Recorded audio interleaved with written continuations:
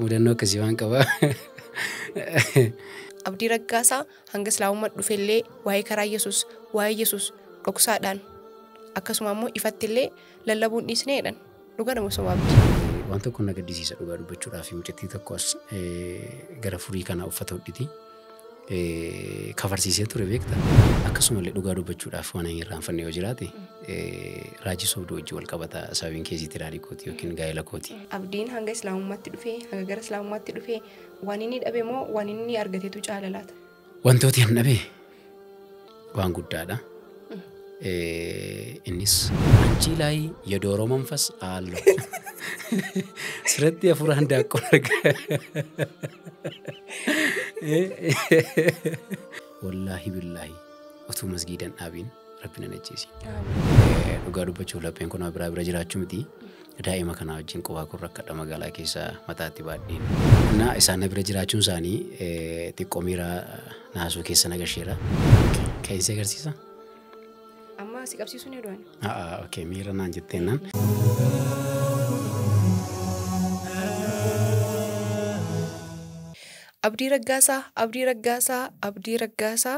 Abdii Raggaasaa nuuf fidaa warroonni jedhaa turtan bu'uura yaadaa fi gaafii keessaniitiin har'a Abdii Raggaasaa as istuudiyoo keenyatti waamne gaafiiwwan yookiin immoo yaadota seenaawwan Abdii Raggaasaa isin qaran dhageenyiif hin beekne guyyaa har'aa sagantaa kanarraa waa hedduu ajaa'iba ta'an dhaga'uuf deemtanii hamma xumura sagantaa keenyaatti nu wajjin turaa nu faana bu'aa nu hordofaa isiniin jenna. Sagantaa keenyatti osoo hin seeniin dura viidiyoo kana like share gochuudhaan namoota baay'ee biraan ga'a akkasuma immoo namoonni maatii mana kanaan ta'in subscribe gochuun maatii mana kanaa ta'a isiniin jenna. Kallattimaan gara Abdii Raggaasaatti isin dabarsinaa nu faana bu'aa. Marree waamicha keenya kabajjee as istuudiyoo keenyatti argamtee gaafii nu kaasuuf deebii nu laachuudhaaf waan dhufteef anaa dhufu akkasuma immoo galatoomi isin jechuu barbaanna. Galatarraafa. Namoonni baay'een keessummaan keenya irraa eenyu jedhanii gaafii kaasuun mala jedhee yaadu. Sababni isaallee siif hawaasa wal barsiisuu jechuun bu'aan isaa nama beekamee beeksisuu jechuun dadhabbiidha waan ta'eef.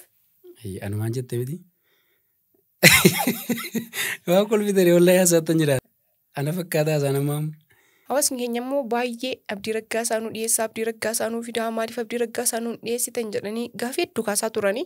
Iyyaafannoo dheeraa booda nullee har'a istuudiyoo keenyatti carraa argame kana fayyadamnee hawaasa keenyaa wajjin wantoota silaa isaan gaafii isaaniitti ta'a jennee yaadne kanneen miidiyaa garaagaraa irratti dhiyaattee sagantaa garaagaraa irratti waan garaagaraa kaasaa turtee sanniin adda wantoota ta'an yookiin immoo seenaa isaan beekuu barbaadan kan isaan hin beekne jiraachuu danda'a kanneen irratti irra wajjin haasaa yookiin immoo gaafii deebii kan taasisnu ta'a. Tarii immoo beekamtii Abdii Raggaasaa qabu kana keessatti namni Abdii Raggaasaa hin beekne yoo jiraateef Abdii Raggaasaa eenyudha? Hayyee anumaan jetteen si'a. Bismillah. Abdii Raggaasaan jedhama. Asuma magaalaa Shaggarin jiraadha. Gahaadha. Isaa fi eenyummaa hawaasni nu beekan jedhee yaada. Marree Abdii har'a gaafii keenya kan jalqabnuun dhugaa yookiin soba.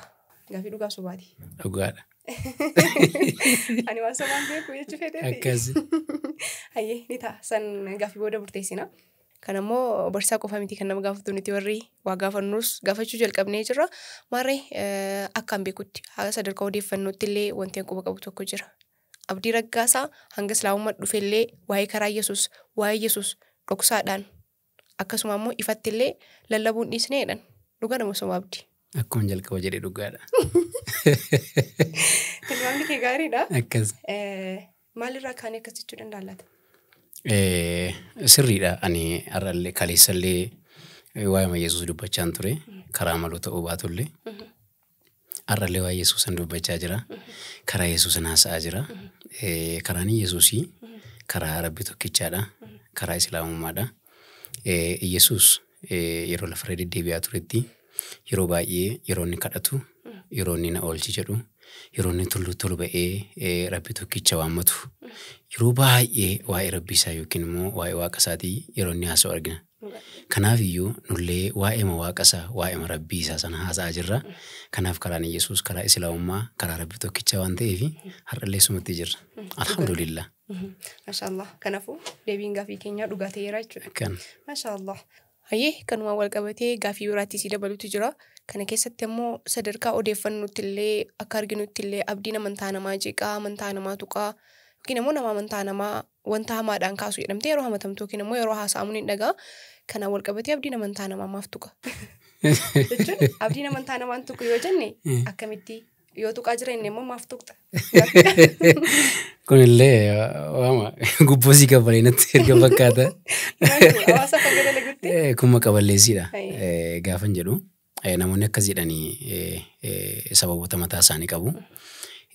Kan abdiin hin deebi'a jedhaniitu iddoo garaagaraatti haasa'anii akkasumallee warri akkas naan jedha Waaqayyo jedhan immoo madarakii garaagaraa irratti akkas nuun jedha Waaqayyo abdiin hin deebi'a gaafa manaa 7-3-2 jedhanii abdiin gara 5-6 guutaa jira. Deebi'uu bira darbee immoo namoota gara islaamummaatti waamaa jira. So dhugaan kun gaafa jalaa fashalaa'u sobatti gaafa jalaa jijjiiramu abdiin maqaa amantii balleessa jechuu jalqabanii. Lammaffaan immoo akkuma beektu yeroo miidiyaadha. Namooti miidiyaan isaanii jalaa du'e. Miidiyaa isaanii du'e sanatti humna godhachuudhaaf lubbuutti horuudhaaf ajandaa godhatanii haasa'u. Inni kan biraan immoo jibbiinsa amantii warra qaban fi warra amantiif amantii walitti buusuu barbaadantu anaan piroofaayilii godhateetu dubbachuuf barbaada beekta. Kanaaf ani dhugaa dubbachuuf namni amantii namaa arrabsa gaafa jedhanii abdiin samiira arrabsa yoo jedhan samiira akkanatti cabii akkanatti dabiyoonsiin jedhe abdiin samiira arrabsee jedhani. Angaruu shamarran sirrii tokko fakkeenyaa kaasee shamarran dogoggorte tokko kaasuun an samiira arrabsuu miti. Samiiraas bakka hin bu'u. Samiiraan ofirraa bakka buuti. So ani maqaa amantii namaa waameen arrabsu. Akka hin arrabsine immoo kan na godhu macaafuma kooti. Allaa gaditti waan namoonni kan biraan gabbaran jalaa hin arrabsiinaa jedha. Sababiin isaas allaa keessas hin jalaa arrabsuudha miire. Kanaaf amantiin kollee naan eeyyamu, sammuun kollee naan eeyyamu, anumtii ofiin eeyyamu sababiin isaa maatii amantii garaagaraa qabu keessan jira waan ta'eef maatii koo keessa biyya koo keessa akka naannoo kootti namni islaamummaa qabate karaa dhugaa karaa ifaa kana namni qabate ana qofa waan ta'eef sanas ta'u kanas abbaan koo gabaabaa yoo ta'e gabaabina isaatiin hin rabsu. Dheeraa yoo ta'e dheerina isaatiin hin rabsu. So garuu sana furuudhaaf karaa inni ittiin jijjiiramu yoo jiraate gabaabaa ta'ee akka inni karaa sirrii karaa isa dhugaa qabatuuf itti himuu nan danda'a. Itti himuun immoo arrabsuu miti. Akkana. Deebii gahaadha jedhee yaada namoota amantaa kennatu abdiin amantaa namaa jeeqadanii kaasanii fi deebii gahaadha jedhee yaada. Kanuma keessa waan akkasii tokkotu jira. Namoonni amantaa nama biraarraa jibbaa qaban daldala amantaa kana keessa gaggeessuudhaaf ajandaa godhatanii haasa'an nan jettee turte. Kana walitti ammoo yeroo baay'ee akka nama miidiyaarra jiru yookiin ammoo keessumaa namoota amantaa biraarra islaamummaatti dhufan waamee gaafii godhuufi tokkotti wanti deddeebiidhaan kaafamu tokko jira. Amantaa biraa keessa turte yeroo jiraattu fakkeenyaaf amantoota biraa islaamummaan ala jira waa'ee islaamummaa toltuun gorfaman jalqabumarraa dhalootumarraa namootaaf jibbiinsa facaasaa jiru jechoota garaagaraa fayyadamu. Islaamni nama ajjeesaa, islaamni masgida keessatti waan namaan ajjeesantu jira wantoota garaagaraa kaasu. Kana keessatti ati laba amantaa turte waa'ee amantaa islaamummaa kana hammeenya taasifte jira. Kan hawaasni ammoo akka hammeenya hin ta'in erga keessa seente agartee beekuu qaba jettee yaaddu jira. Okay, gaaffii bareedaadha. Walumaa galatti akka biyya keenyaatti keessattuu biyya namaa deemeen beekoni. Islaamaaf kiristaanni akka diinaatti wal ilaala. Kun siivil waarii yookiin immoo lola ilaalchaati. Lola ilaalcha gaafni lola sammuuti. Namni afaan hin baase walitti dubbatu hin jiru. Walirraa bitaa walitti gurgura. Garuu ilaalchi hawaasa keenyaa baay'eensaa walitti dubbachuu baatullee rakkoo akkasii qaba.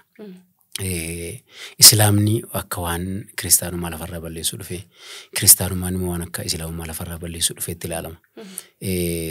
Ilaalchi kun bakka lamaanitti yoo dogoggora. Islaamummaa keessas jibbiinsi akkasii yoo jiraate dogoggora. Kiristaanummaa keessas ilaalchi akkasii dogoggoradha. Garuu maaltu jira gaaffeetti naa kaafterra dhaabbadheetu yeroo baay'ee namoonni itti gaafatamummaa yookiin immoo carraa tajaajila yookiin immoo carraa gaggeessummaa argatan wantoota kana iddoo adda addaatti yeroo isaan kaasantu hin jiraata. Namoonni kana kaasan waa'ee islaamummaa beekanii yookiin immoo waa'ee nabii keenyaa beekanii sallallahu alaihi wasallam yookiin immoo seenaa islaamummaa beekanii osoo hin taane waan in ta'a jedhanii yaadan sigalee itti dhiyaata jedhanii waan itti fakkaate kaasaniitu yeroo itti sammuu uummataa keessatti summii facaasan xurii kana naqantu jira. Dhugaa dubbachuu fi yeroo yaadadhu nan gadda. diraamaatikaaliidhaan yeroo itti islaamummaa kana arrabsaa ture jira. Waldaatti qindeessee maal jedhee diraamaa hojjedhee rasuulli keenya ergamaa sallallahu alaihi wasallam sobaa ta'uusaa, dogoggoraa ta'uusaa, jinni wajjin olii galee hojii hojjechuusaa, sheexanaa wajjin akka inni waan maatiif hariiroo waa akkasaa waan mana tokko galaniitti akkasumallee kiristaanummaa kana akkasaa waan lafarraa balleessu ajjeesaa akkasaan ta'anitti yeroo hojjechaa ture jira. Alhamdulillah cubbuun koo hunduu naa dhiifamee jira. Sababiinsa Rabbi gaafa islaamummaa naa kenne abdiillee qulqulleessee waan qulqulluu kanatti kenne. Alhamdulillah. Isaan garuu waan nama ajaa'ibu isa nuyi beeknu osoo hin taane kan biraadha. Nama utuu hin beekin uummata ganaa dhufaniif uummata jechaa bu'aa fi turan dhugaa islaamummaa haqa islaamummaa waan bareedaa kana dhaloota hundumaaf addunyaa hundumaaf kennu nama yaadaa turanidha. Nun garuu nama waan warqii caalu waan gati jabeessa waan qulqulluu mudaa hin qabne nama fudhadhaa jedhee nutti iyyuu maqaa balleessaa turre isaan ganuuf yaadaa turanii dogoggoroonni akkasii baay'ee mul'atu. Hin jiru jechuudha. Ni jiran. Yeroo baay'ee namoonni dubbisuu qaban moo dhaggeeffachuu qaban jettaa taswiiratti? Wanti kun aadaa lafaa dhufedha. Lafaa dhufe gaafa isin jedhu aadaa baratamaadha. Namoonni amantii garaagaraa keessa jiran yeroo baay'ee dubbisuurra dhaga'utti amanu. Jaarraan kun immoo jaarraa akkasii miti. Jaarraa ati waa harkaan qabdee kun haqaa, kun soba, kun dhugaadha jettee adda baafattudha. So maal jechuu barbaadeenii jaarraan akkasii darbeera. Jaarraan waan namarraa dhaga'anii amanan darbee jira. Kufeellee jira. So sababiinsaa namni waan dhaga'e irraa waan argetti amana waan ta'eef seenaa darbaan dabarsaadhaan dogoggora seenaa hojjetame dhaga'anii haasa'uurraa dubbisanii bira ga'anii xiinxalanii hubachuun baay'ee filatamaadha. Fakkeenyaaf seenaa Iisaa yookiin Iyesuus fudhannee yoo ilaalle seenaa bada badeedha. Seenaa bada bade gaafa isin jedhu seenaan isaallee hin bade akkanitti badellee hin bade. Siigalee inni ofiisaatii kan inni haasa'u kan biraa namni waa'ee isaa kan inni haasa'u kan biraadha. So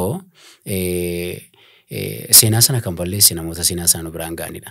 Nun immoo ittuu balleessine gara inni itti bade immoo namoota hin baranne biratti bade. Siigalee namoota hubannaa hin qabne namoota dhaga'uu qofaadhaan murteessan biratti bade. Seenaan kun maal jedhama? Seenaa bada bade jedhama. Akkasi. Ibsaa ajaa'ibaati. Maashaallah. Hanga eega kaasne yeroo baay'ee waan yaada nuti ta'ee fi tariitii lallabaa amantaa amantaatiif waan baay'ee kaasuu dandeetta jedhee yaadeeti. Akka ajaa'ibaatti na ibsiteerta. Abdiin amarratti islaama alhamdulillah. Alhamdulillah. Maashaallah. Mee osoon islaama hin ta'in dura rabbii yookiin immoo Iisaan rabbii yookiin waaqa jedhaa turte. Ilaalcha san akka jijjiirtu maal si taasise? Kalees dhugaadha jettee of bira tartee nama biraatti waamaa turte. Akka tachirraa dabdu akka ati tarna gootu maal si taasise laata? Rabbii miti Iisaan ergamaadha akka jettu maal si taasise laata? Isan of beeku caalaa namni na beeku hin jiru. Isa waa'ee koo ibsu caalaa namni waa'ee koo ibsu hin jiru. Yesuus isan of ibsee caalaa namni waa'ee isaa ibsu hin jiru. Seenaa jireenya keetii isatti barreessite caalaa namni sii barreessu hin jiru. Yesuus kutaa macaafaa keessatti iddoo garaa garaati. Ani waaqa ilma waaqaatillee bakka itti jedhu hin jiru. Dhugaa dubbachuuf hin jiru. Irra deebi'een jedha hin jiru. Garuu ani nama jedha, ilmi namaa jedha. Ilmi namaa ka jedhu iddoo hedduutti Yesuusin bakka bu'a yookiin Isaa bakka bu'a. Barreessitoonni macaafaallee gaafa dubbatan ilmi namaa jedhee dubbatu. Innillee ilma namaa jedhee ofii isaa haasa'a. Isa caalaa namni abbaarra beeku budaadha jedhan. Ani isa caalaa waa isaan beeku. Isanni waa isaa haasa'e. Isan of ibse sana isumatti amane. Isan immoo isatti argadhe islaamummaa keessatti argadhe. Kanaaf iyyuu sababa akkanii waaqa jedhee hin amanne kan na godhe isuma mataa isaati. Waaqa qabaachuu isaati. Akkas jedha kutaa macaafa keessaa bakka tokko si ajaa'iba. Gara gooftaa koo fi gara gooftaa keessanii, gara waaqa koo fi gara waaqa keessanii nan deema jedha. Akkas jechuuni waaqayyo waaqa hin qabu. Waaqayyo tokkicha. Akkuma macaafa sana keessatti yoo jedhu waaqayyo tokkicha akka ta'e ni dubbata. So waaqa tokkicha kana erga jiraate ani gara waaqayyo koof waaqayyo keessanii erga jedhe waaqayyo lama hin jiru. Sababii kanaafi inni iyyuu ana waaqa qaba gara waaqa kootiif waaqa keessanii jedha. Nu wajjin waaqa wal qixaa akka qabu haasa'a. Maaliif nama ani waaqa qaba jedhu waaqa jedhee amana. Akkasii. Gaafiin jedhu kun keessa keetti muumee ture. Kana qofa osoo hin taane waa hedduudha. Ibsinee fixuu hin dandeenyu. Sagantaa biraa walitti deebina. Inshaallah yeroodhaaf hin gahaa jedhee yaada jechuun Akkaan. wantoota ilaalcha kee jijjiiran taasisan keessaa kun isa tokko ta'uu danda'a. Hanga ammaatti gaafii nu kaasnuuf deebii bareedaa fi gahaa ta'e kaasaa jirta. Maashaallah turtii bareedaa akka qabaannu abdii qabna. Isinis hanga xumuraan dhufaana bu'aa nu hordofaa. Sagantaa kana immoo akka jaallattan abdii qabaa dhufaana jira. Tarii gaafiin kun gaafii namoota hedduu ta'uu danda'a. Ani har'a odeeffannoo irratti yookiin immoo hamattuma si hamattuu irratti hundaa'itanii gaafis gaafachaa jiru. Abdiin sababni bultii dhabuusaa yookiin immoo bultiin isaa deeggamuusaa islaamummaa dhufuusaa ta'edha. Dhugaadha. Eega islaamummatti dhufte bultii dhabde immoo achi dura bultii kee dhabde. Maal jette? Thank you. Waa'ee bultiin kuni namoota baay'eetiif gaaffii ta'uu danda'a. Namoota natti siqeenyaan na beekaniif garuu deebiidha. Egaa bultii jechuun gaa'ela kanaan dura ture akka jechuu barbaadu natti fakkaata. Lakkeen waan islaamummaatti dhufeef bultii koo dhabne. Nun an gara islaamummaatti tun dhufin waggaa 4 duradha kanan bultii koo dhabe. Innis keezii dhuunfaati. Maatii hojii wal qabata. Sababoota garaa garaati. Akkasumallee dhugaa dubbachuudhaaf waan hin irraanfanne yoo jiraate raajii sobduu hojii wal qabata. Sababiin keezii tiraarii kooti yookiin gaa'ela kooti. Ayaan bultii kooti. Gaafsiyoon sii kaasuu barbaade maaltu jira? Asiitii sababoota garaa garaatiin ishiin akkana waliin hin jiraanneef akka adda baanu ta'eera. Erga gargar baanee iyyuu immoo ishiin na dhiisuudhaaf murtii isa dhumaa hin turre ture. Isa dhumaa hin turre ture. Jechuun gama maatiin dhiibbaan gurguddaan jira ture. Maatiin tokko tokko beektaa akka harree nama fe'achuu barbaadanii nama ergachuu barbaadanii kunillee ni jira. Garuu sababii guddaa kan ta'e isa dhumaa gargar ba'iinsa keenyaaf isa dhumaa kan ta'e raajota sobduu karaa himuuf waasappii onlaayinii namoota galmaaf bakka illee hin qabne Waaqayyo akkasiin jedha. Abiraam iyyuu haadha manaa meeqa qabaa? Salamoon iyyuu haadha manaa meeqa qabaa? Akkati abbaa manaa kee hiiktee nama kan biraatti heerumtu Waaqayyo si eeyyameera. Abbaan manaan kee kan kee miti waan ta'eefi adda ba'isiin jedha Waaqayyo jedhaniitu itti himu. Isheen illee naa bilbiltee Waaqayyo akkas naan jedhe. Waaqayyo caalaa sin beeku waan ta'eef Waaqayyo natti haasa'eera. Natti himeera waan ta'eef iccitii kee. Angaruu waan si dha'u yeroo sana dhugaa dubbachuuf lapheen kun bira jiraachuu miti. Daa'ima kana wajjin qubaa kun rakkadha magaalaa keessaa mataatti baadhiin jiruu koo gaggeeffadhaa. Daa'ima wajjin socho'aa. Nam tokkollee na bira hin jiru. Anaaf daa'ima koo qofatu jira. Sa'aatii sana sa'aatiitti nama yaadu iyyuu yaadadhu yoo miti. So ilaalcha dogoggoraa yookiin immoo namoota raajota Waaqayyooti ofiin jedhantu dogoggora kana fide sababa isaantu ta'e moor isa guddaa isa dhumaa jechuudha.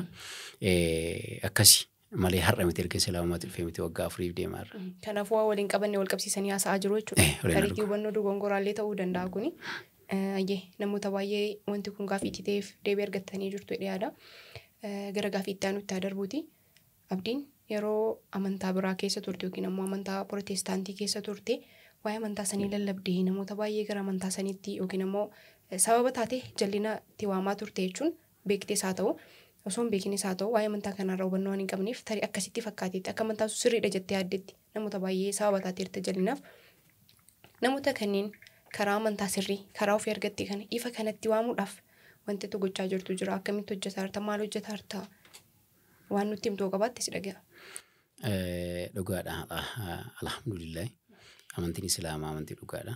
Amantii haqaatiilleedha. Namootan kaleessa jal'isaa turee fi dogoggora itti himaa ture sirreessuudhaaf amma hin danda'uuf amma hin beeku. Amma Rabbi na gargaare.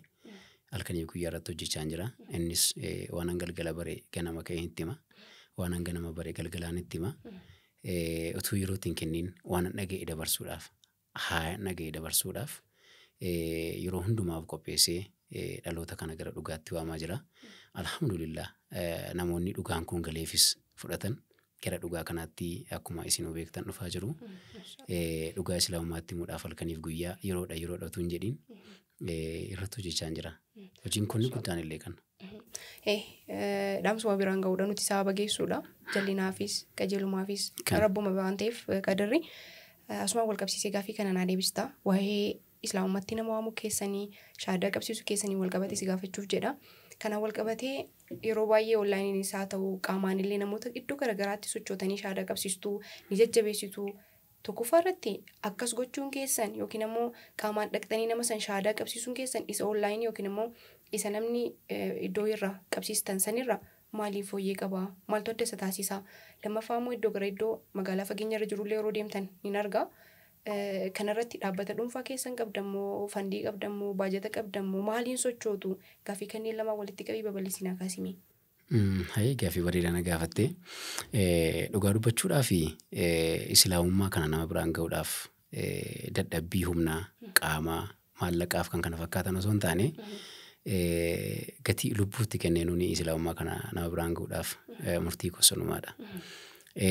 Namoota baay'ee wajjin gaafa karaa onlaayinii wal falminu yookiin marii geggeessinu kaardii kun irratti fixuufi gaafa isaan jedhan yeroon itti kaardii paakeejii guutuuf jiraaf kaafirootaaf jechuudha. Namoota gara amantii kanaatti dhufuuf osoo hin taane namoota na wajjin falmaniif maaliif jennaan dhugaa kan akkasaan hubatan barbaada. Bira darbee karaa onlaayinii illee haa ta'u bilbilaan illee haa ta'u qaamaan illee sochii nuyi goonee namoota kana islaamummaa biraan ga'uudhaaf dhamaanu baasii mataa keenyaadhaan sochoona. Fandiin kana nu deeggaru hin jiru. Yeroo dhuunfaa keenyaan sochoona. Sababiin isaa keeriin kana caalee hin jiru. Namni nama dhuunfaa tokko argachuudhaaf dhaabbata dhuunfaa tokko gobonya'uudhaaf beeksisuudhaaf karaa hojii sobaa hojjechuudhaaf karaa jal'inaa hojjechuu nama miidhuudhaaf gatii guddaa baasee wal argata. Namni immoo karaa jireenyaa kana walitti agarsiisuudhaaf gatii xixiqqaa kana yoo baasne nuuf homaa miti. Gaafa dhabnu taaksiidhaan gaafa argannu konkolaataa fudhannee hagalatoomuu hiriyaa koo Sultaan Alkeerii wajjin bakka garaagaraa sochii goone dhimma kanarra ni hojjennaa. Bira dabarree wantoota yeroodhaaf barbaachisan sagantaalee xiqqaa qopheessuudhaan akkasumallee shamarran yoo ta'e waan isaan ittiin sattaratan sana gargaaruudhaanii bira ni dhaabbanna. Kana kan hojjennu immoo dhaabbata nu gargaaru jiraate osoo hin taane sochima hojii idilee keenya guyyaa guyyaadhaan hojjennu irraa waan argannu moor baay'ee uffachuurra baay'ee nyaachuurra sanaatiif sheergoona. Sababiin isaa ani har'a nyaadhee quufee bulee ani har'a walirratti suufiidhaan uffadhee namni tokko dukkana keessa taa'ee sababii an bira ga'uu hin dandeenyeef rakkachuurraa an guyyaatti kanan maal maqaansa laaqana nyaadhee achumatti immoo waan biraatti dabaladhee achitti immoo dhugaatii biraa qoodanitti dabaladhu jara sanaaf ani ofii kootti of qusadhee yoon dhugaa kana biraan ga'ee naaf mindaa jabaanaa qaba jedhee gatii yaaduuf bifa kanaan sochoona. Alhamdulillah amma ammaatti illee rabbi nu gargaaraa jira. Boris nu gargaara inshaallah. Maashaallah hojii bareeda hojjetaa jirtanii. Akkamii hiyyaanni gara dhaabbataatti jijjiiruu humna qabdan kana beekumsa qabdan kana ogummaa qabdan kana qabattanii waan wayii walitti fiddanii namoota hedduudhaan maaliif abbaa qabeenyaa baay'ee qabaachuu dandeenya. Humna nama baratee baay'ee qabaachuu dandeenya. Walitti dhufee ammoo bakka takkatti waan baay'ee hojjechuu danda'a. Dhuunfaan gareen fiigurra waan kana gara dhaabbataa fiddanii waan guddaa hojjechuudhaaf wanti isin yaadaartan jira laata wanti nu eegnu. Dhaabbata nuyi yaadaa jirrullee hin jiru. Sababiin isaa amma jaarraa nuyi keessa jiru keessa nama hundumatu dhaabbata dhaaba. Dhaabbanni isaa immoo dhaabbata hin qabu. So namoota akkasii wajjin maqaalee dhaamuu hin barbaadu. Namoota dhaabbata dantaa mataa isaaniif jireenya mataa isaaniif kaayyoo mataa isaaniif maqaa wayii piroofaayilirra godhatanii mul'ata mataa isaanii yookiin immoo faayidaa mataa isaaniif olii gadi kurkur jedhan kana sana wajjin waamuu barbaadu. Dhaabbata akkasiillee dhaabuudhaaf yeroo baay'eetti yaadne irra garuu sun wantoonni akkasii waan baay'atanii namoota jilchaniif waan akkasii irratti hojjechuu hin barbaadu. Amma rabbi jedhe amma rabbi na gargaare amma rabbi humna naa kenne hamma danda'u inshaallah ofuma koodha waan hin qabuun socho'ee yoon dhabe immoo namni itti siquun mari'adhee hojii kana hojjechuudhaaf ni yaala gara dhaabbataatti jijjiiruudhaaf hin yaalle. Tariitii wanta kana duuba deebiseensi gaafadha. Osoo islaamatti hin dhufin dura waa'ee islaamaa hammam beektaa akkasuma immoo maal dinqisiifataa turte islaama keessaa jechuun gochoota musliimoonni godhan keessaas haa ta'u ajaja islaamni yookiin islaamummaan musliimoota ajaju keessaas haa ta'u wanta itti dinqisiifataa turte jira. Dhugaa dubbachuufaa fi islaamummaa keessatti gaafa an bakkaan keessaa dhufe yeroon ture wantoota baay'een dinqisiifadha. Keessattuu tajaajilaa yookiin immoo gaggeessaa amantii sanaa gaafa taatu uummata yeroodhaan argachuu barbaadda. Bakka tokkotti argachuu barbaadda. Akka aadaa ani tureetti namni tokko sagantaan yookiin immoo waaqeffannaan ibaadaa ni jennu sa'aatii 4tti jalqaba yookiin 3tti jalqaba yoo ta'e sa'a 7tti immoo dhuma yoo ta'e namni sa'aatii afuritti yookiin sadiitti illee dhufeef namni sa'aatii ja'a walakkaa yookiin immoo torba waa irratti dhufee wal qixa wal duukaa fixee ba'a. So jara kana wal duukaa argachuudhaaf fakkeenya fudhannee kan nuyi dubbannu musliimonni gara salaataatti gaafa isaan fiigan tokkummaadhaan inni suuqii qabu suuqii banaatti dhiisee inni hojii harkaa qabu gatee waan hundumaa dhiisanii gaafa isaan gara salaataatti fiigan isaan irraa fakkeenya fudhatanii waa'ee yeroo jechuudha. Akkasumallee tokkummaa wal bira dhaabbachuu keessattuu qulqullina. Waa'ee qulqullina irratti dhugaa dubbachuudhaa fi musliimonni baay'ee dinqisiifatamu. Keessattuu darbee har'a miti gaafa musliimota gidduu jiraadhu miti daa'ima ta'eetu waa'een amanamummaan kaafama yeroo baay'ee. Inni musliima haqqii namaa nyaatu jedhama. Inna amanamummaa irratti baay'een jaalladhan ture. Alhamdulillah mammoo argatteera. Akkasumallee argadheen jira. Alhamdulillah. Inshallah waan ajaa'ibaati. Gara maatiitti si deebisu al takka. Abdiin islaamummaa eega qabatee booda isaa ta'uu isa dura isaa ta'uu maatii keessaa namni gara islaamummaa dhufee jira. Namoota baay'ee islaamisa hartan beekaa si dura jira. Akkasuma immoo eega islaamummaa dhufti namni maatii keessaa gara islaamummaa dhufee jira. Yaadaan. Inshallah. Si dura moo si boodaati kunamu? Kan na boodaati. Inshallah yaadaan ni jira. Abaluu jechuu yoon baadhe. Inshallah gaafa bira keenya argina. Maatii koo keessaa namni lama yeroo dhiyootti inshallah sarpiraayizii ajaa'ibaatu jira. Inshallah hin eegna ka. Akkasii ammaaf garuu namni qaamaan gara islaamummaatti dhufee hin jiru. Islaamummaa dhugaa dubbachuudhaaf rabbitu namaa kenna. Utuu akka nama jaalataniif namaa kennu ta'e obboleessa koo caalaa nama hin jaalladhu hin qabu. Addisuu Raggaasaa jedhama. Baay'een jaalladha. Innis baay'ee si jaallata. Inni illee baay'ee na jaallata. Jalqaba anoo fi koodhaa utuu islaamummaa kana hin fudhatiin jalqabni isaaf kennee itti aaneen fudhadhan ture. Wallahi akkasumallee harmee koo baay'een jaalladha. Harmee koo fayyifan kennan ture. So addisuun ergan gara islaamummaatti dhufe baay'ee quraana dubbisaa hin qorataa hin gaafataa yeroo baay'ee bakka jechuun mataa kana wal dhukkubsaa oolu olaanii kanatti illee ta'e qaamaan yeroo baay'ee gaaffiinsaaf qorannaan isaa waa'ee islaamaati. So maal jechuu barbaadeenii amma biraan ga'uu qabnu biraan geenyeerra kan kennuuf immoo rabbi jechuu barbaadeen. Nu saabattume jirraadha. Akkasii. Si dura garuu namni islaamummaa fudhate maatii keessaa hin jiru. Maatii koo keessa osoo hin taane akkuma naannoo keenyaatti iyyuu hin jiru dhugaa dubbachuudhaa fi amantaa pirootestaantii qofa jira. Ortodoksiin iyyuu darbee jira. Ortodoksiin kun pirootestaantiin baay'ee irratti hojjeteetu baay'ee mo'ateera jechuu harka caalu fudhateera jechuun hin danda'ama. Amantii pirootestaantii qofa jira. Islaama jechuun balaaleffatamaadha naannoo keenyatti. Inuma amantaa seexanaati. Akka amantii seexanaatti ilaalama. Akkasii. Kana fakkaata inshallah warroota islaamummaa dhufaniif akkasuma immoo dhufuuf yaada qabaniif maal ilaalanii haa dhufan wanti dhaamtuuf jira akka islaamummaa dhufaniif waan jettu yoo qabaatte deeqaa muraasa siif kenna deeqota jiran fayyadamiiti waan jechuun ni qabdu jedhimi. Dhugaadha namoonni baay'een gara islaamummaatti dhufuu ni barbaadu. Akkasuma haalota naannoo isaanii illee ni ilaalu. Fakkeenyaaf namoonni gara islaamummaatti dhufuu barbaadanii namoota waa dhadhagaa oolanii fi waa dudubbisan kana xiqqoo. Innaa namoonni akkasii yeroo baay'ee gara islaamummaatti dhufuudhaaf baay'ee murteessu. Keessattuu namoonni akkasii immoo sadarkaa gaggeessummaa fi sadarkaa tajaajilaarra jiru. Gara islaamummaatti yoo dhufan ati islaama jedhee namni miindaa namaa kaffalu hin jiru. Islaamummaan wabii ilma namaa osoo hin taane wabii lubbuu namaati. Waan ati uffattuuf waan ati jechuun amantaa dhaabbata ispoonsira namaa ta'u miti. So akka dhuunfaatti illee kaffaltii sii kaffaluu hin qabu. Kaffaltii kee rabbi qofarraa argatta. So namoonni gara islaamummaatti dhufuudhaaf yeroo baay'ee murteessan namoota bakka jiranitti kaffaltii argatanii mindaadhaan jiraatanii sodaa jireenyaa qabu. Ilmi namaa kun lafa kanarra hin dhalate hin jiraata hin du'a. Gaafa du'u garuu du'a boodaa sanas ta'u kanas ibiddas ta'u jannata jireenya bara baraa jiraata. Jannata keessallee bara baraan jiraata. Ibidda keessallee bara baraan jiraata. So maal jechuu barbaadeenii du'a akka tasaaf yookiin immoo lubbuu namaa akka tasaa dabartuuf foon keenya bor lafarraa baduuf jennee jireenya keenya bara baraa balleessuun nurra hin jiraatu.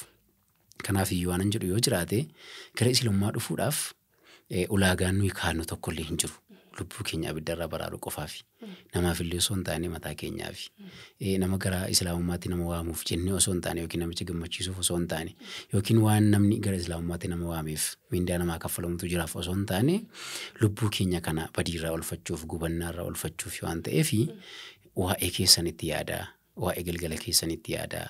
Galgalli keessan ibidda kan taaneefi karaa islaamummaa qabadhaa. Karaa islaamummaa karaa Rabbi tokkicha ittiin gabbaraniif waaqeffatanidha. Yoo Rabbi tokkicha waaqeffatte immoo jannata galuun ni danda'ama. Abbaan jannataa isa gatii ta'ee fi akkana ka jala deemuu qabnu jala deemne kan dhiisnu nurra jiraata. Kanaaf sodaa jireenyaa keessaa ba'a. Rabbi baay'ee gaafa si uumu dhugaa dubbachuudhaaf waan ati ittiin jiraattu wajjin si uuma. Kanaaf iyyuu kaalkuleeshinii mataa keenya keessaa baanee akkaataatti Rabbiin uume waan Rabbi keessatti uume yoo itti yaadne lafa kanarra jiraachuun nurra rakkisu jechuu barbaade. Dhugaadha. Qaama dhaamsi kun ga'uu qabu bira. Dhaamsicha gagee abdii qaba. Nakomattus gaafii kanas gaafachuuf hin jedha. Abdiin bultii jaarrateera amma irratti. Gaafii namoota hedduuti. Bultii. Dhugaa dubbachuu fi bultii namni ni ijaaru. Rabbitu namaa ijaara. So inshaallah. Kolmi ta'e. Deebii miti. Ani bultii namoota namaa ijaara hin jenne yaadni kiyya yoo siif galee tariiti gaafii namoota hedduu ta'uu danda'a. Kiyyas dabalate bultii jaarrateera abdiin. Gaaffii kanallee dhugaa dubbachuu fi inni gaafatamuun barbaadu. Walumaa galatti bultii namatu ijaarrata miti Rabbiin namaa ijaara. Akkana. Ayyee deebii ajaa'ibaati. Ayyeemee gaafii kiyyatti aanutti haa darbu. Abdiin hanga islaamummaatti dhufee hanga gara islaamummaatti dhufee waan inni dhabe moo waan inni argateetu caala laata?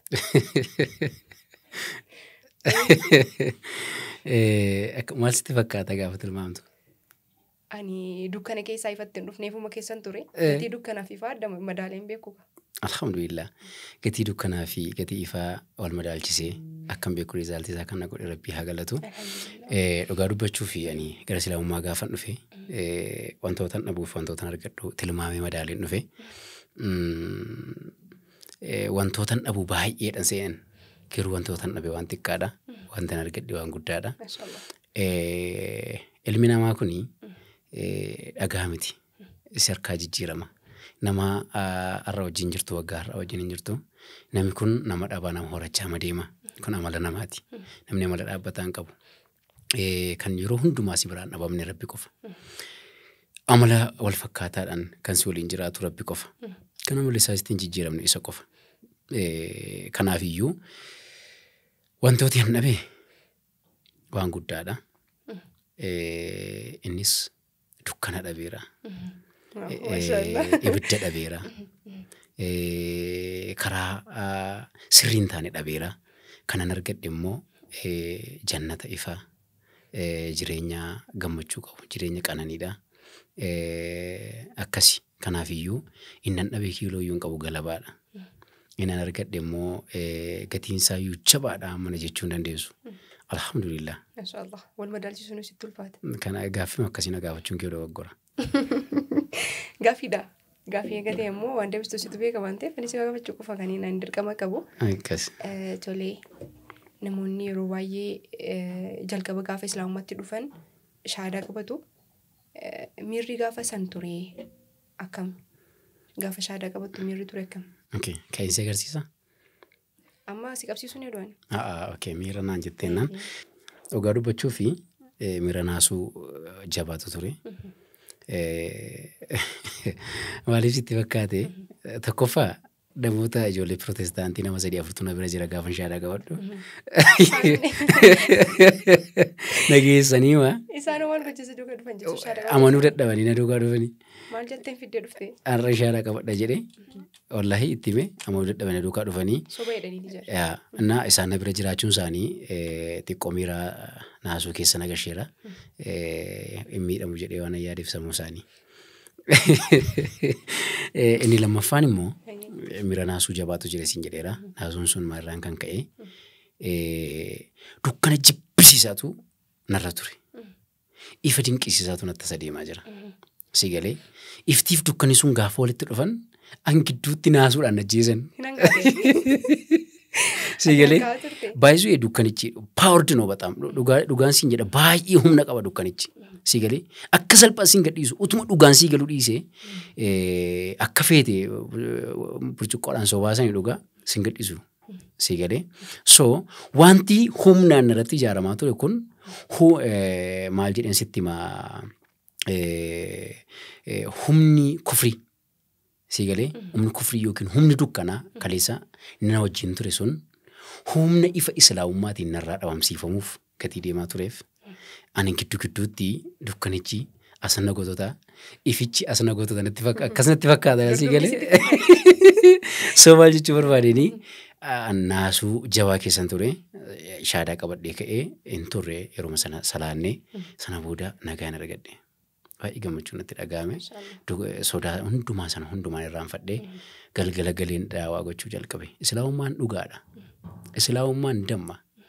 Islaamummaan dammi hin mi'aawu yoo jedhan illee uumamaan amala mi'aawu waan qabuuf yoo dhamdhamtan malee mi'aawu dhiisuu dammaa dubbachuu hin dandeessan. Islaamummaa illee dhugaadha. Islaamummaan uumamaan dhugaa gatii ta'eef islaamummaa kana yoo argitan malee soba islaamummaaf dhugaa islaamummaa dubbachuu hin dandeessan jechuun jalqabe. Gaafuma sana. Akkasii. Namni dammiin dhaaloo jedhee dhugaa damma haaluu hin danda'u jechuudha. Dammiin mi'aa waan ta'eef uumamaan kenname waan ta'eef haaluu hin danda'u. Alhamdulillah. Gara stuudiyoo keenyaatti osoo hin ta'in gara karaa dhaloota keetiitti baga nagaan dhuftii anaa dhufu obboleessa musliimaa koo siin jechuu barbaada. Dhuunfaanis uummatas bakka bu'ee maqaa stuudiyoos bakka bu'eeti kana. Abdiin nama jabaadha, hayyuudha, beekaadha, nama har'aamii bor biyyi tuni abdii guddaa irraa qabdudha. Abdiin akka Kaalid gaafa islaama ta'e ammoo akkasuma seefii rabbii ta'e san atis kaleessa karaa sobaa irratti yookiin karaa kufrii irratti uummata waamaa turte har'a immoo karaa islaamummaa irratti uummata waamaa jirta. Kuni ammoo nama dhugaan galteefiin dhugama hojjechuudha malee kaayyoon isaa bakka dhugaan jirtu dhaabbachuudha malee kaayyoon isaa bakka wayitti waa ol qabee bakka wayitti waa qaqqabu ta'uu dhabuu isaa nu argisiista. Kana keessatti ammoo bu'aa baay'ee dabarsiteerta beekamaadha. Ilma namaa gaafa taatu waan hedduu dabarsuu dandeetta. Kana keessatti mudannoon addaa ani jireenya kee keessatti hin irraanfadhu kaasu malees bira darbuun barbaadu jettu yoo jiraate carraa si kenna. Durmoo amma. Jireenya kee keessatti. Jireenya koo keessatti. Ammas numa jirta jedhee yaadaan. Gaafa waan tokko ofii keetiitti gaafatamummaa fudhattee sochooftu jireenya kee guutumaa guutuutti mudannoodha. Gaafa hojii tokko hojjettu jechuudha. Sochii qabu hundumtuu mudannoo qaba. Hedduudha. Garuu yeroon tajaajilaa ture keessatti tajaajila keessatti jechuudha. Mudannoon ani qabu yoo jiraate. Osoo islaamummaatti dhufiin dura. Ani akkuma beektu ammayyuu amaariffa baay'ee hin danda'u. Xiqqoo yaala. Innaa mana sagantaa yookiin immoo mana namaa dhuunfaa deemnee kadhachaa jirra. Intala tokkotu jira. Kadhannaa geggeessaa isiin afur durduriitu sirra jira jechuun barbaade. Yeduroo manfas. Jechuu barbaadeen nuni jechuu barbaadeen anchi laay yeduroo manfas haallo.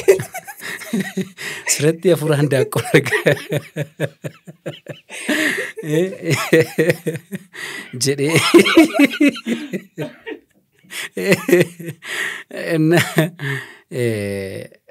Waan akkasii ture. Baay'ee qoree afaan Amaariffaa. Baay'ee harkisee. Amaariffi baay'ee. Nagaan ka jarri. Amaariffi lafa baay'ee harkiseera. 2008 magaalaa Buraayyuu galee. Bilbila mana namaa kaachuu deeme chaarjiirra. Namichaan yoo maal jedhe gaariidha. Chaarjii laayii qoccubal.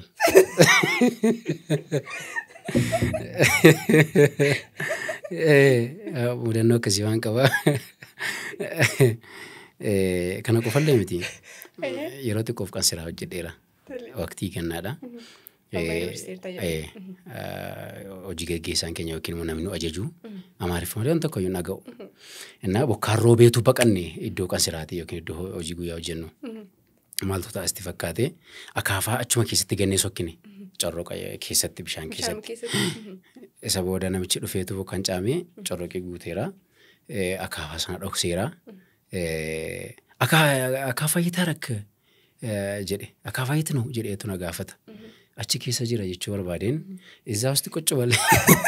Isaa usti qoccubal jedha. Mini ilaalee biloo natti aare.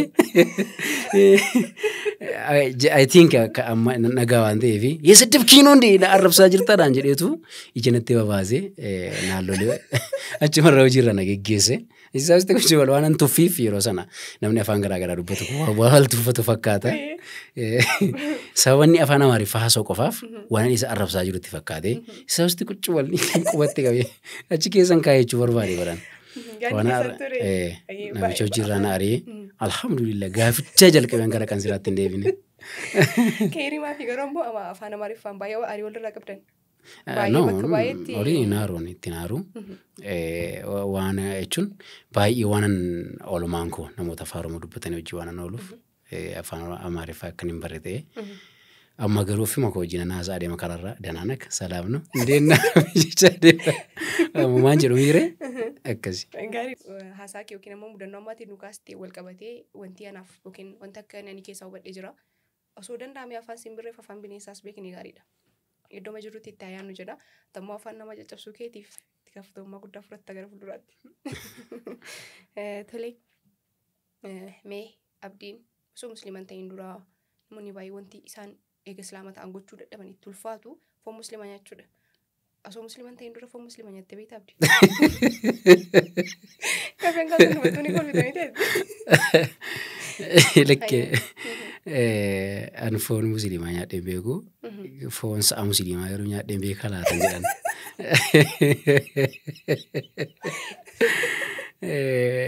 Foon musliimaa nyaattee beektu foon horii musliimaa. Foon horii musliimaa, foon hindaaqqoo musliimaa, foon hoolaa musliimaa. Sababiin isaa islaamummaa rabbi namaa kenna mitiire.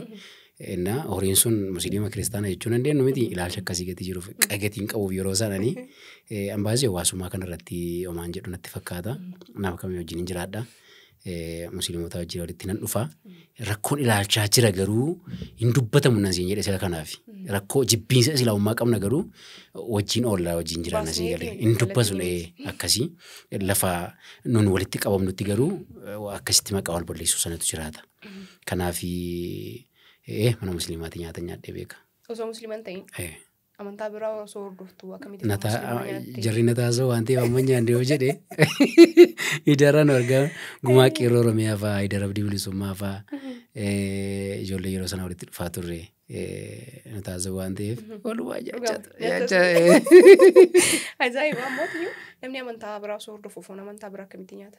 Nu amma akka musliimaatti foon amantaa biraa nama amantaa biraatiin qalame hin nyaannu yookiin immoo horii nama amantaa biraa hin nyaannu foon amantaa. Ani iyyuu nyaadhu amma. Amma nyaattu dhugaadha.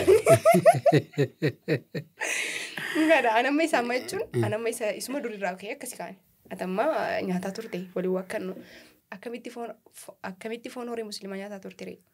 Sitti mee jira akkuma ilaalchanii qabu yeroo sanatti tokkoffaa namoota wajjin jirroo sana wajjin walitti dhufna turre. Lammaffaa akka amantaa kennaatti waan tokko jira. Nama tokko gara ofii barbaadetti fiduudhaaf bakka inni jirutti gadi bu'uun dirqama. Si galee? Akka inni ta'u ni taata. Akka inni ta'u ni taata. Waan inni ta'u wajjin taata waan inni godhu wajjin goota. So ani yeroo sana wantoota baay'inaan kana gochaa tureef namoota sana wajjin reeleeshinii gaarii uume namoota sana addunyaan keessa jiru sanatti harkisuu hin danda'a jedheen.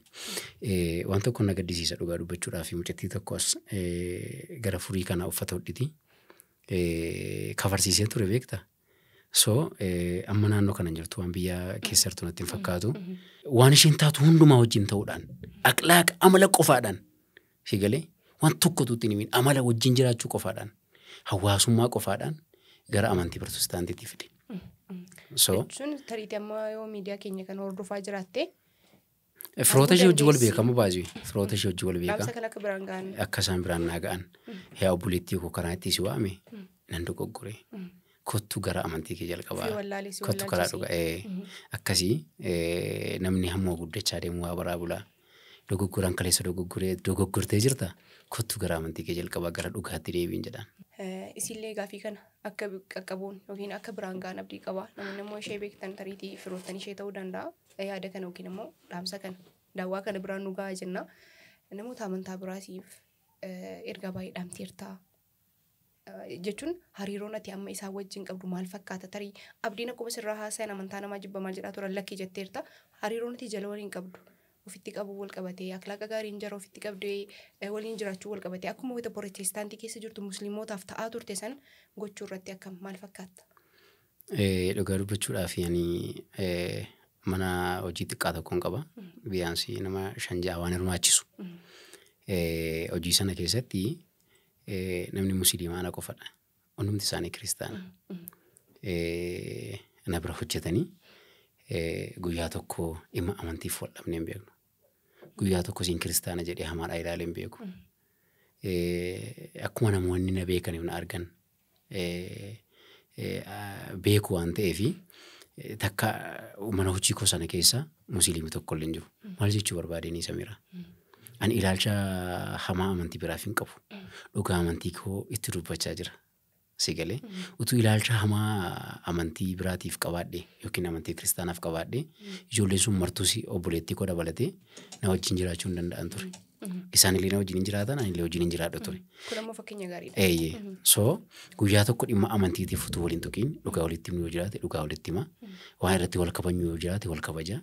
Waan waliif kabajnu yoo jiraate waliif kabaja. Jiraanna mana sana keessatti. Haala gaarii nuuf itti qabdiiti. Malee akkasumallee waasan gidduu jiraadhu baay'inaan kiristaanota. Sana gidduutti qaamaan namoota lafaa wajjin jiraadhu guyyaa tokko dhimma amantiitiif wallollee dhagaa walitti fudhannee hin beeknu. Sababiin isaa dhugaa jiru ittan hima biraan hanga'a. Amantiin kee garuu dogoggoraa sirrii miti ati karaa sirriirra hin jirtu ittiin hin jedhu. Akkasi.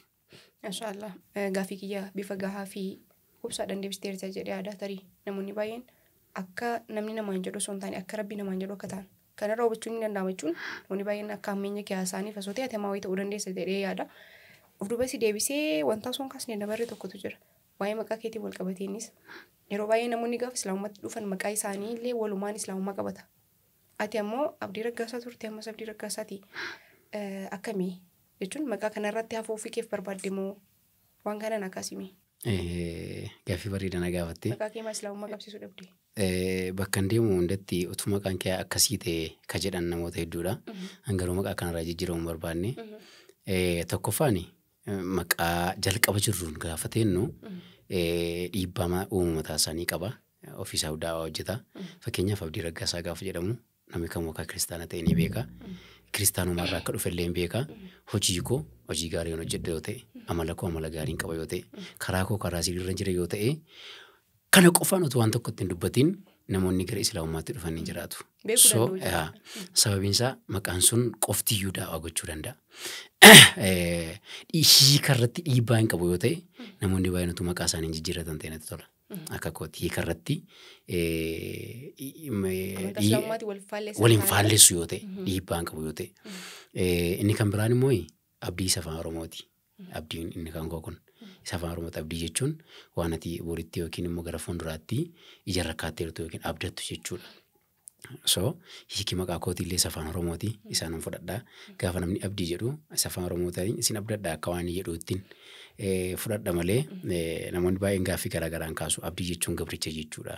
Namni abdii jedhee si waame gabricha koo siin jechaa jira. Innaa isa afaan Oromootiin haa dhagaa jechuun barbaada warra akkas jedhaniini maqaan koo. Gabricha keessanii miti. Isa afaan Oromooti abdii keessanii. Abdii keessanii malee gabricha keessanii miti. Akkana. Inshaallah. Maqaan ati islaamummaa keessaa jaallattoo jira jechuun akkanumatti nama hawwata waaman. Abba moo irratti haa ta'u. Maqaa keessan nan jaalladha maqaan jettu jira laata? Maqaa kanaan dura sahabota islaamummaa keessatti gatii kaffaleen hunda'uun hin jaalladha. Keessattuu immoo maqaa nabii keenya sallallahu alaihi wasallam nabii Muhammadiin wanta ittiin qixxeessu hin jiru. Gara fuulduraatti inshaallah ilmaan koo Muhammad. Inshaallah wallahi Allahu akbar. Inshaallah rabbi warra sannu haa godhu. Rabbiin sillee saalii haa godhee maatii saalii asitti haa qabu jenna. Amiin. Maarree gaafii keenyallee gara xumuraatti fidaa jirra. Gaafii tokko lama kaasnee sagantaa keenya kan goolabnu ta'a. Mee akka nama dura jiru tokkotti akka nama daawwaaf amma iddoo garaagaraatti socho'aa jiru tokkotti gara fuulduraatti hawaasa musliimaatiif abdiin maal qabatee dhufa maaliin si hayyinu? Nama dura ta'ullee miti. Namni nama dura jiru sallallahu alaihi wasallam nabii keenya nabii Muhammadii dura hunduma keenyaati.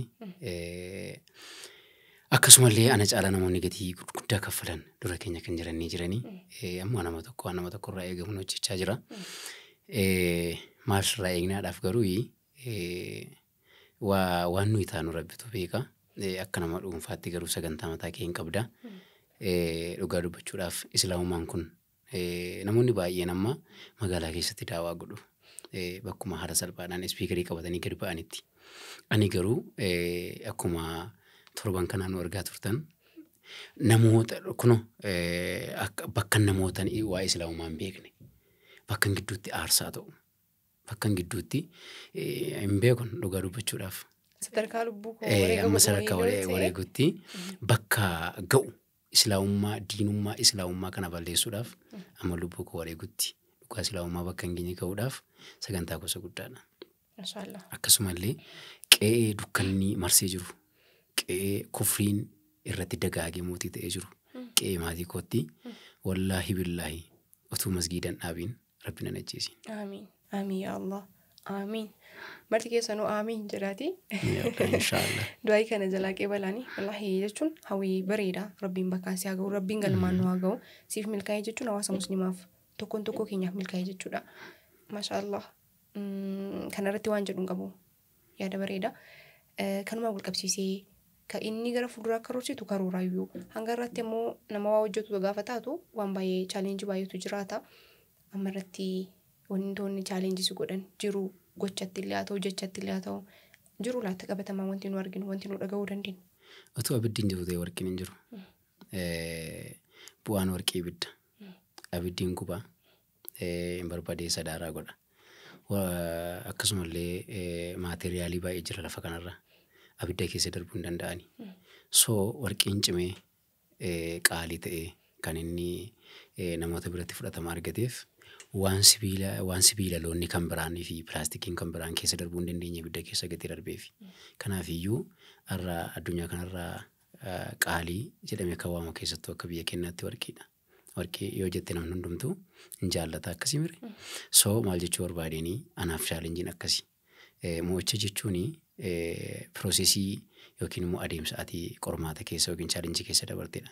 Ani yeroo hundumaa nama mo'icha barbaadudha. Kanaafiyyuu chaalenjii hin sodaadhu. Amma chaalenjiin baay'atu mo'ichi koo baay'ata. Amma chaalenjiin jiru mo'ichi koo jira. Chaalenjiin hin jiru jechuun walqixa mo'ichi hin jiru jechuudha. Kanaafiyyuu chaalenjiin natti baay'atu akkan baay'ee jabaadhu dubbisuu hojjedhu na godha malee akkan bo'u nan godhu. Akkasan ta'ee chaalenjiin natti baay'atee najjeesuu fi akkasuma gochuu sun hin jiru. Seegalee ittuu gaafa dhugaa namatti dubbattu maaliif anan doosii eechiisa baasee namoonni baay'een gara silummaatti gaafa dhufan najjeesuu fi mana kiraa naa qayyaraa najjeesuu fi biyya akkasii naa jijjiiraa magaalaa naa jijjiiraa jedhu. Seegalee dhugaan islaamummaa seegalee taanaan garuu maaliif anan do'u jettee du'a kadhatta. Sababiin isaa hojii gaarii irra jirta. Bor hojii hojjettu kana hojjechuu dhiisuu dandeessa.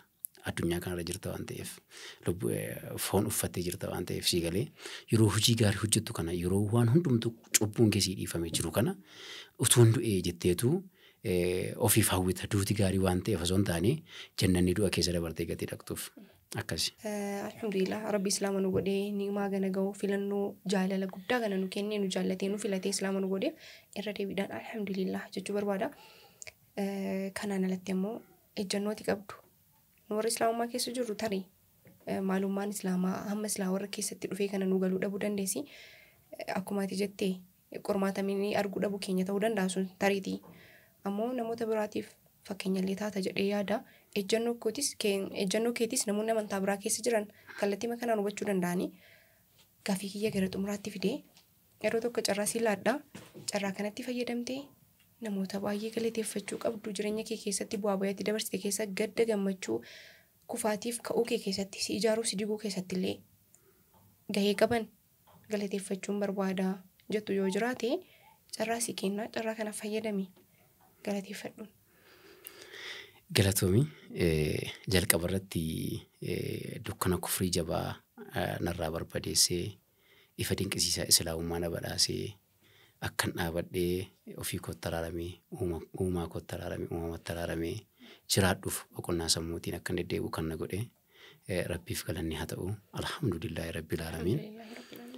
Itti aansuudhaan immoo namoota yeroo hundumaa abdii miina jedhanii chaalenjii na godhan abdii duwwaa deebisna jedhanii chaalenjii na godhan isaaniin galateeffachuu barbaada. Sababiin isaa akkan cimuuf jabaadhu kan na godhe isaanii akkuma sii kaasuuf yaale keessattuu abdii barbaanne ajjeefna hiniin akka zuwana warra naan jedhan galateeffachuun hin barbaada. Keessattuu anaa fi duutii hawwii godhaa waan an barbaadu natti himaa jiru warra abdii ajjeesna naan jedhu waan hin barbaanne mitichuun barbaada. Itti aansuudhaan namni an galateeffadhu addatti Sheek Sultaan Alkeer jechuun waan tokkotu jira.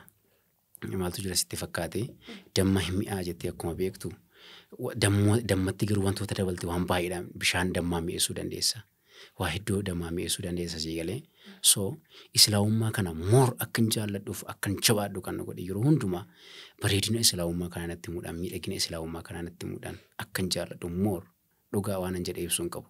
Akkasumallee bakka obboleessa dhabetti obboleessa naa ta'uudhaan bakka obboleetti dhabetti obboleetti naa ta'uudhaan bakka nama dhabetti nama kabiraa naa ta'uudhaan waanan barbaadu hunda naa ta'uudhaan utuu nan nuffiin akka warra kaanii utuu nan dadhabiin halkaniif guyyaa na wajjin deddeebuudhaan na gaafachuudhaan galteettaa baateetta naan jechuudhaan oolmaa koof gala koo ba'aa koo to'achuudhaan rakkoon irra gahu hundumaa na wajjin hirmaachuudhaan guyyaa tokkotu fuula natti hin guuriin kaleessa bira dhaabbadhee har'a jedhee utuu nan nuffiin yeroo hundumaa nama na wajjin jiru akkasumallee gaafan bakka garaagaraatti sochii daawaadhaafis ta'ee namoota gara islaamummaatti dhufaniif dhimma garaagaraatiif gaafan socho'u yeroo hundaa nama na wajjin jiru na gorsaa na qajeelchaa gaa'in na godhaa.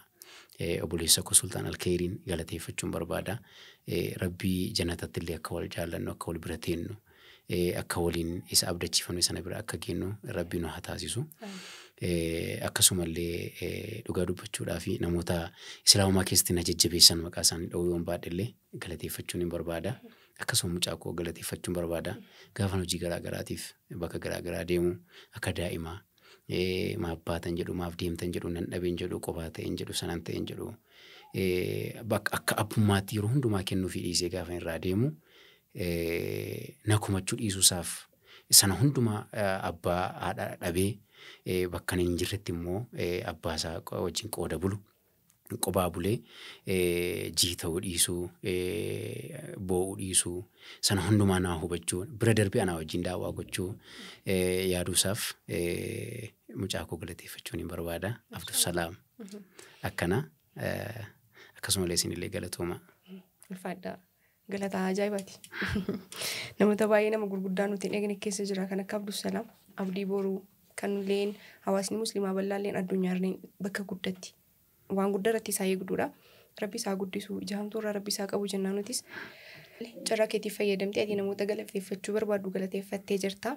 Anammoo carraa ofii koof kennee carraa kana fayyadamuudhaan Abdii Raggaasaa asuu istuudiyoo keenya argamtee waamicha keenya kabajjee gaafii nu kaasnuuf deebii gahaadha sirriidha jettee yaaddu waan nu kenniteef galatoomii ulfaadhu mana nagaatti nu galii Rabbi si biraa jiraatu isin jechuu barbaada.